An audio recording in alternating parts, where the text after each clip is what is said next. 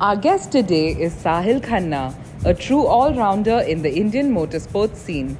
He's a national rally champion, part of India's Gymkhana team, and has proudly represented the country at the FIA Motorsport Games. From rallying and Gymkhana to autocross and drifting, Sahil has done it all. And today, he's sharing his journey, his thoughts on sim racing, and his advice for the next generation of racers.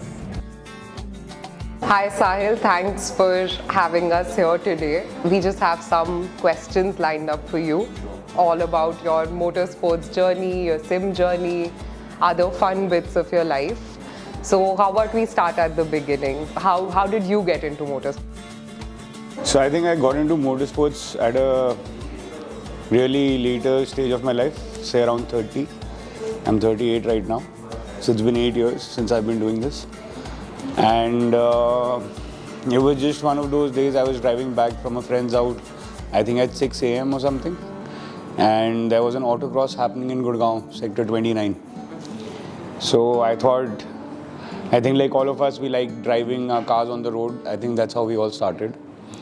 So from there, I took part in that autocross. And the funny story is that I came third in the SUV category, but they used to only give an award for the first and the runners-up. So I actually waited from 6 a.m. till 6 evening thinking I'll get my first trophy, but I did not. And yeah, that's where it all started, just from an autocross in Gurgaon at 29 sector parking. I think you're doing autocross, you're doing cross kart, you're doing drifting, you're doing rally, Gymkhana. And even RC cars is something you're really into. So if you had to choose, which one would be your favorite? So I think I'm doing all this because right now I can't make up my mind to what I have to do, to tell you the truth. And I feel like every other driver, we are all, like you yourself drive, you drive you're doing drifting, you're doing Gymkhana, you're also doing a lot of it. So I feel it's just about finding what suits you and what kind of driving you like. And once you know what you like, you can go into it. I personally feel I like everything that moves fast. So whatever my pocket allows me to do, whatever my health allows me to do, I think I would love to drive everything possible. So you were the INRC champion just a while back. So what does it take to become an INRC champion? So firstly, I think it takes... you need to be mentally very prepared for it, and more than mentally, physically also. Right now, I can't say that, but I feel at that moment, I think I was at my fittest, because it does take a lot physically as well. And yes, obviously, it's not a cheap sport to get into, so you do need your sponsors, you do need some kind of financial backing to make sure you keep doing it every season after season. Yeah, makes sense. It is quite an expensive, I would not call it a hobby anymore. Do you think it's a hobby, or do you think of it as a profession for yourself now? I think I would call myself a professional hobby driver because it is a hobby. I think professional is only when you have when your house is running from the money you're earning from it. But in my case, I would say, yes, it's a hobby. Yes, I'm doing it professionally. Yes, I've represented our country on an international stage. But I would still call it a hobby because I think I started too late for the sport. I think for this sport, you need to start way earlier. The sooner you start, the better. More opportunities. So yes, I think at the age of... I think age is not is a barrier to this. You can do anything. We've also seen, like in Auto Gymkhana, we have a driver from Japan who's almost 80, and he's been the national champion for the last, I think, 20-25 years. So I feel age is just a number. You just have to change the discipline you drive in. Tell me a little bit about all of these international competitions that you've been a part of recently. I remember you'd gone for a drifting competition, you did the FIA Games last year, and I believe it was this year you went for the Gymkhana competition. How does it feel to represent your nation on an international stage? So I remember this very clearly. I think one of our friends used to be in the Auto Gymkhana team. And when I saw him carry the Indian flag, I realized that this is something that I can do. It's a very good entry-level sport to be in. It teaches you precision driving. Though the speeds are not very high, it takes a lot of it's a lot of memory game when it comes to it. You have to remember and drive on the same path. So yeah, it started from there. I saw my friend, and then I said maybe I can, there was a tryout that was happening. Yeah. I did not make the team in the first tryout. The first year I could not make the team. Second year I went in, I think I was the quickest. I was the fastest at that time. This was almost, I think, 3-4 years ago. I've been a part of the Indian Gymkhana team for those many years. We've done a few of, we've done, I think, Indonesia, I've done Korea, I've done Kazakhstan recently. And yeah, I think Gymkhana is a brilliant sport to start with. And yes, that's how it started, like for the Indian team dream, I would say. And I still remember picking up the flag for the first time. Yeah. It was a very proud moment for me, personally, to walk with your flag with other countries. And yeah, it sort of makes you feel good about what you're doing, right? Like, it's not just for yourself. You're sort of representing a lot of people and a lot of dreams. When you're carrying that flag, comes with a lot of responsibility also, I feel. True. I remember the first time, I think it was me and Karan Malik, we were a team.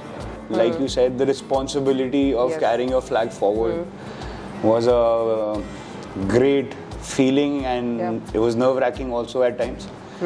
But yeah, my first outing with the Indian team, I finished, I think, 3rd out of almost 14 countries. And it's been a great experience. It's helped me become a better driver. Like, I also bring a lot of my rally knowledge to the Auto Gymkhana. So we do a lot of pace note. We make pace notes in rallies. Yes. I think we'll get on to this later. Yeah. So I also make pace notes for my Gymkhana. Okay. It's just a way that I remember better. Okay, this is actually the first time I've heard of something like this, because of course everyone knows about pace notes in rallies, but nobody talks about having pace notes in Gymkhana. So I use my pace note knowledge even in my autocross. So it just makes it easier, because then you know what's coming up next.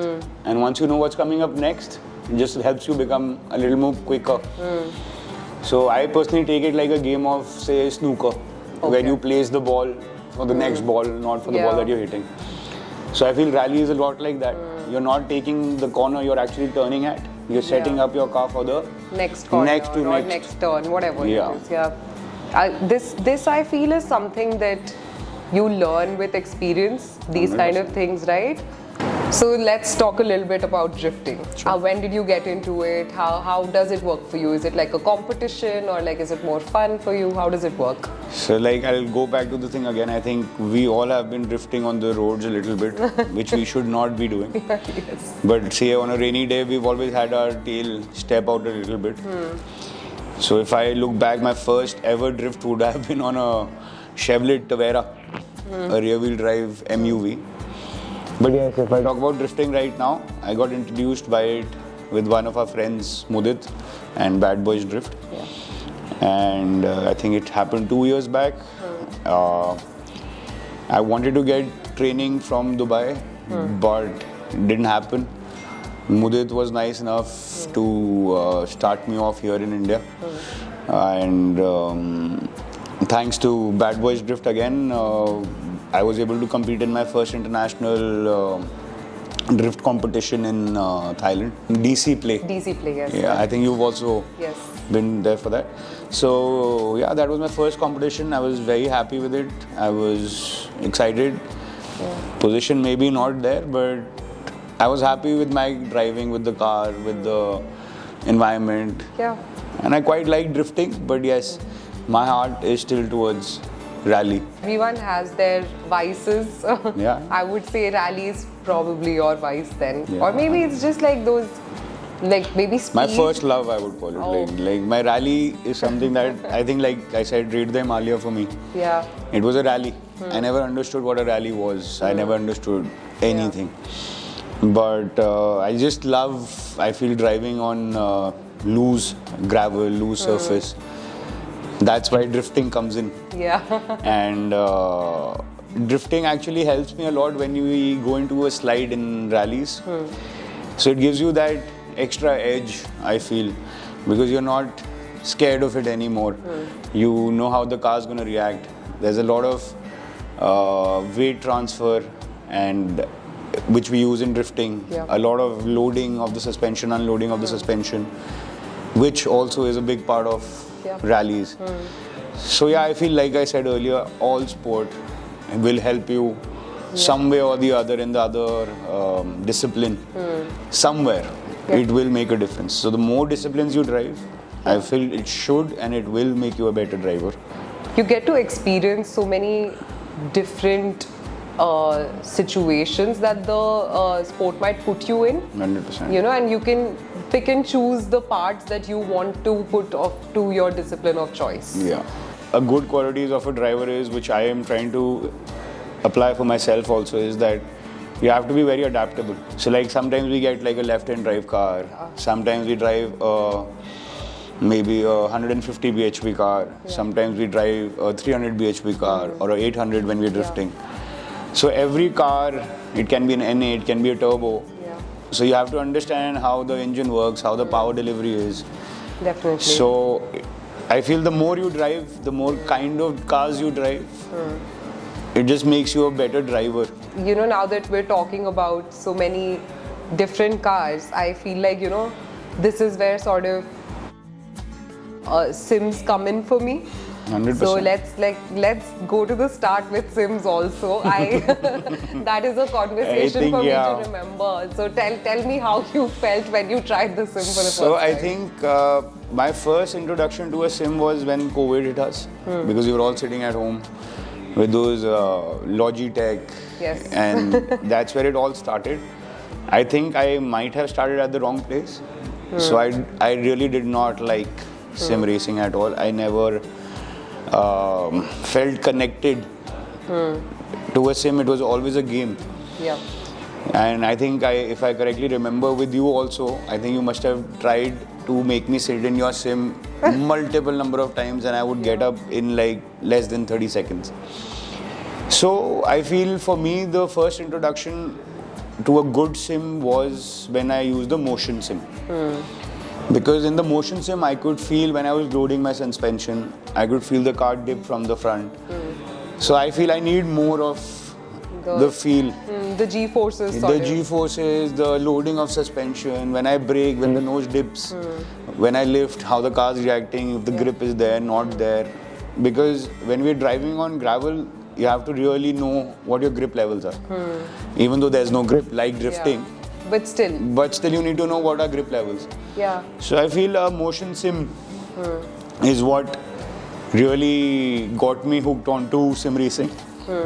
I use it a lot at home before my rallies. One, to make calls. That is the first place you learn how to make calls. Secondly, it makes it a little cheaper because you don't crash. You don't learn. You learn from your mistakes. But you don't learn by crashing and paying too much for it. A car crash will be a lot more than sim. Definitely. So I feel, I think I was driving the sim incorrectly earlier because I was basically just trying to hit fast times and stage times and whatnot. But I feel now I have the hang of what I want to do on the sim. So like, if I am taking a corner, I don't know how much you would understand, like 3, 4. So depending on the corner, I take the same corner multiple times at different speeds, different gears. Different braking points, different tire pressures, changing the setup. So that helps me know my car better, and I also understand what changes I made if I make that changes to my rally car. So how would that translate to the car? And I try to always drive, say, similar to what I drive in my rallies, which is like a 180 horsepower front wheel drive, H pattern gearbox. So again, like with sims, you can make it sequential depending on exactly what you're driving. So yeah, from there, I think the sim really helped me. And another place would be like when we go for these international events for say Gymkhana and all that. So a lot of times we get a left-hand drive car. So with the sim, what I can do is maybe change my orientation to a left-hand car and change my gearbox from my left to my right and the handbrake also to the right. Yeah, it gives you a lot of accessibility, I feel. So that way is, I feel yes, sims, now I really like them. I think they're very useful. They're not just a video game. Yeah. I would love to have the motion. Yeah, because like proper 6 degrees of freedom motion setup. So because I want to feel the car more than anything else. And I think, sim now is something that is helping me drive better, I would say. But we'll find out in the next rally if it's made me better or worse. So let's see. But tell me one thing. I want to know how did the mindset shift sort of happen for you? Because initially I feel there was some disconnect that you felt with the sim because you couldn't feel the G-forces. And then once you tried motion, you don't have a motion setup right now, but you're still okay with driving a static sim now. So what really happened there? So I would say I'm okay with the static sim. Okay. I'm not the happiest, but yes, obviously it comes with the price. So waiting to get the motion sim on soon. But yes, now like I said earlier, I was playing it like a game. Yeah. But as soon as I started using it like a tool, that's why I enjoy it more. Because if you ever notice my timings, you will not see a complete stage time on my game. Because I hardly finish a stage, I'm trying more on corners. It's helping me. But if I get the G-forces, I think it will help me even more. What is it that you drive on this sim most? Are you rallying or are you drifting? Because I think... I don't think so. I'm drifting at all. Yeah. Again, because there is no G-force. So it's a little difficult. It's very difficult for me. Yeah. Personally, I'm sure I've met a few people who started on the sim and are amazing on the normal cars. Yeah. So I would say that, drifting is something that I'm not able to relate because I need that lateral movement to feel the car drifting. Yeah, fair. But in a rally, like I said, because it's not the stage times, I'm concentrating more on calls and I'm concentrating how to handle the car better. So yes, that's why I'm using it more for my rallies. I don't even play, say, tarmac games too much. Because again, for me, I need to get that feedback personally. That's fair. That's quite fair. A lot of people actually have told me that, with motion and VR and everything, when they're able to see everything, they feel a little better. But I'm not too sure about the VR part for myself. I personally prefer the triple screens. I get motion sick otherwise. Yeah, 100%. 100%. But motion definitely is something that I feel elevates the experience so much. 100%. Because I feel it's just adding that one more bit of being close to the real thing. Right? So I feel that is needed, and like you mentioned the VR, I get dizzy personally, and I feel VR for me, it can change over maybe sometime, I don't know, but for me VR is not the most real thing for driving, because we do not get a chance to move our head so much in a rally because we're strapped in. So our head is basically always straight, and it's our eyes which is not more than like a few degrees. So yeah, I also prefer the triple screen setup. Yeah. It gives you that complete vision. When you go sideways in a rally, you can see out. So I don't know if you have it on video. When my car goes sideways on a rally, you'll see my head turn towards. So that is something we do in real life also. We'll do like a quick Q&A for kids who want to get into motorsports. What is your advice for some newcomers? What should they do? Where should they start? So I would say not for kids, for their parents. Start them young. Yeah. It's better for them, better for you. They will become a better person by playing this sport, because you have to make split-second decisions, and those decisions can be the most important decisions you make in your life. So I feel, start young. And if you don't get a chance to start young and you start, say, much later in life, I would say have the money to do it. the time to do it, and the passion to do it. Otherwise, don't get into it. And don't get into it with your ego. If you get in with your ego, 100% you will not be there for too long. What about, who do you think is is the next big thing in motorsports in India right now? There are a lot of people. I feel as there are a lot of different categories to it, from circuit racing to Let's talk rallies. about rallies. What do you think in rallies? There are a lot of people there. There's a person or a guy called Arnav Pratap, you know him. Yes. There's Jahan, if you know him, I don't know. Yeah. And there are a lot of other people also. But they're closer to me. Yeah. And I want them to be better at it, to be the best. Yeah. And so yeah, I think there are a lot of people. Yeah. I think anyone can be good at it. And how is motorsports shaping up? How do you think the sport is doing? See, I can't complain because thanks to the motorsports in India, I was able to go abroad. Yeah. And I think the kind of places I've seen thanks to motorsport in India, I would not be able to see. Places like Coimbatore, Bangalore, Coorg, Hyderabad, especially Coorg. And driving in the coffee estates, how many people get the chance to do that, right? So I feel rally has shown me not only how to be a better driver, a better person, but also a lot of new places. So yeah, it's like I like traveling. Yeah. So it becomes a part of that. Want to know your fondest memory since you got into motorsports, or a favorite stage that you drove, something like that? Any anecdote you would want to share with us? Oh, I think the last year's Hyderabad rally. We had just done up a car again in our garage here, and we had taken the car out. I drive with a team called Snap Racing from Bangalore. So we had gone to the Hyderabad rally, and I think I came out of the stage, and one of my friends, he came up to me and he said that, Sahil, what did you do?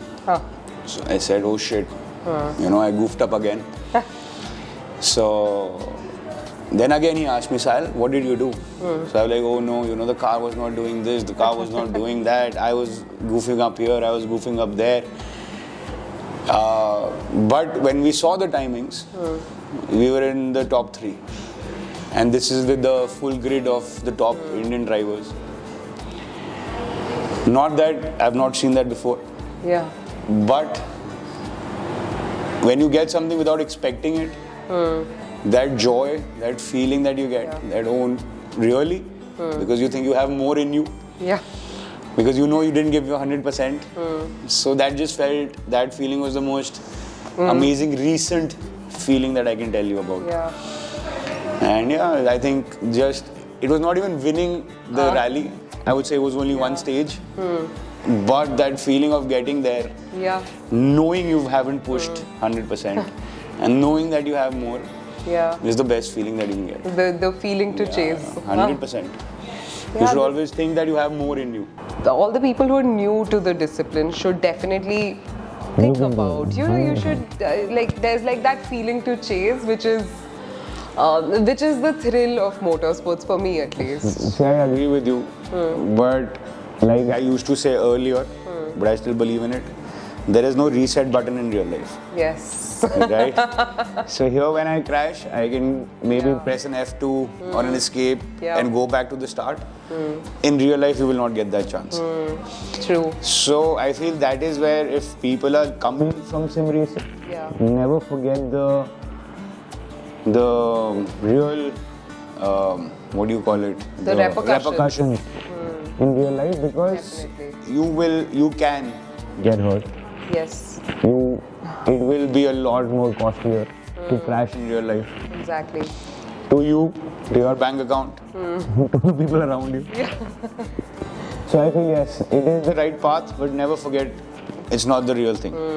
The real thing is always different. Yeah. So the lesson we take home from this is there are no reset buttons in your Real real life. car. Yeah. Like real cars do not have reset buttons. don't. No matter what you put on your dash, even if you put a sticker, it's not going to work. It's not going to work. Not at all. So drive safely, drive responsibly. Learn from, I would say, learn from your mistakes and make your mistakes on the sim. Yeah. So you don't make them on the real track. That's what I would say, that Do all your mistake making, all your stupid moves, all your stunts on the sim. Yeah. And then realize that if I do it in real life, there are chances of me going off. Yeah. After that, it's your personal choice. If you want to still do it, go for it. You might survive. Yeah. Let's hope. Yeah. We hope for the best. Always. All right, Sahil, thank you for having this long conversation with me, and we've learned a lot in this conversation, and I'm really looking forward to seeing your next rally. I want to see how the sim training has translated. Yeah. Not just that, I also want to see the snazzy new wrap you would have on your car. That is something we're always looking forward to. Sure. Thanks for having us. Thanks for being here.